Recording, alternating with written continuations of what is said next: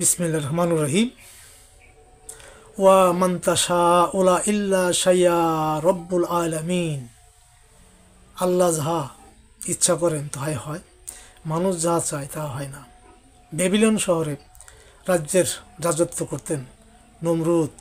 নমরুদ এক সময় এত অত্যাচারিত হইলেন যে সে বলল, আনা রব্বুকুমুল আলা, আমি হইলাম বড় খোদা, তোমরা আমাকে মানো। আল্লাহ বললেন তা হবে না। তাই আদম আলাইসাল্লামের বংশধর নূহ আলাইসাল্লাম, তার দশম বংশধর মিল্লাতে আবিকুম ইব্রাহিম ওয়া সুম্মাকুমুল মুসলিমুন, অর্থাৎ মুসলিম জাতির পিতা ইব্রাহিম আলাইসাল্লাম এর ধর্ম কিয়ামত পর্যন্ত চলবে। নমরুদ যখন অত্যাচারিত হইল তখনই আল্লাহ রাব্বুল আলামিন ইচ্ছা করলেন ইব্রাহিম আলাইসাল্লামকে দুনিয়ায় পাঠাবেন। কিন্তু নমরুদ পালঙ্কে শুয়ে আছেন, স্বপ্নে দেখতে পেলেন যে তাকে একটা 4-5 বছরের বাচ্চা কপাল বরাবর একটি ঘুষি মারছে। ঘুষি মারার পরে সে স্বর্ণের কুরসি থেকে পড়ে স্বর্ণের কুরসি খান খান এবং মাথা ফেটে গেছে। এই স্বপ্ন দেখে তো হাউমাউ করে উঠছে। হাউমাউ করে উঠে চিৎকার করতে, হাই হলো কি দেখলাম। পাশে ছিল তার নমরুদের স্ত্রী। সে বলল, কি হয়েছে? বলে, এইরকম স্বপ্নে দেখলাম, হাই এখন কি করি?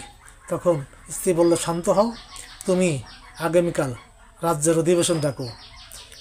অধিবেশন তো 10টায়, কয় না, তুমি 1 ঘন্টা আগেই ডাকো, 9টায় ডাকো।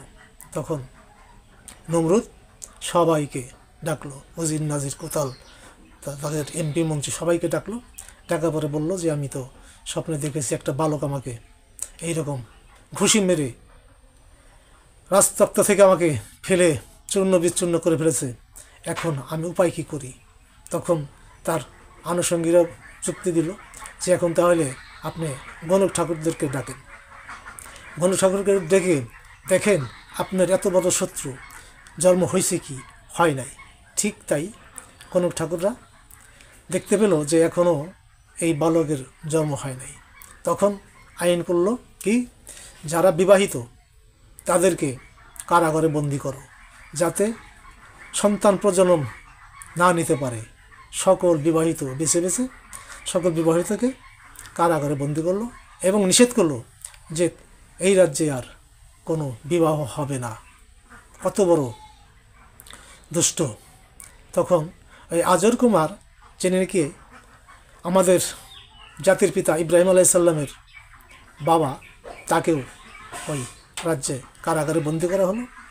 কারাগারে 10টি গেট, কারো বাহির আসার জায়গা নেই এবং তার বাহিনী দ্বারা সারা দেশব্যাপী তল্লাশি চালাইতে লাগলো যে কোনো জায়গায় যেন বিবাহ না হয়। এমন অবস্থায় স্বপ্নে দেখতে পেল আজর কুমার যে তার স্ত্রী তাকে ডাকছে। ঠিক রাত্রে উঠে, গভীর রাত্র উঠে সে গেটের সামনে গেল, দেখতে পেল যে 2জন প্রহরী ঘুমের অবস্থায় আছে। সে মালিককে স্মরণ করে হাত দিয়ে ইশারা করলো, দরজা খুলে গেল। লোহার গেট, সে গেট ফাঁক হয়ে গেল।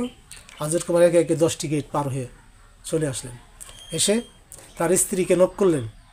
নক করার পরে স্ত্রীকে বললেন যে আমি তো চলে এসেছি। সে বলল, এই কারাগার থেকে কিভাবে তুমি চলে আসলে? স্ত্রী বলল, আমিও স্বপ্নে দেখেছি যে আপনি চলে আসছেন, যার জন্য আমি দরজার সামনে দাঁড়ানো ছিলাম। ওই রাত্রে তাদের মেলামেশা হয় এবং গর্বে আমাদের জাতির পিতা ইব্রাহিম আলাইসাল্লামের জন্ম হয়। ওইভাবে সে তাড়াহুড়া করে আবার ওই রাত্রেই কারাগারে প্রবেশ হয়। প্রত্যেকটা গেট লেগে যায়। এখন যারা পাহারাদার তারা জিজ্ঞেস করে, এই আমি তো একটু ঘুমের চোখে ছিলাম, কেউ আসে যায় নাই তো? আর একজন বলছে, না, কেউ যায় নাই, is the duty full, situation normal, যেভাবে আসছিল ওইভাবেই আছে, কোনো সমস্যা নাই। কিন্তু আল্লাহর কি লীলা খেলা!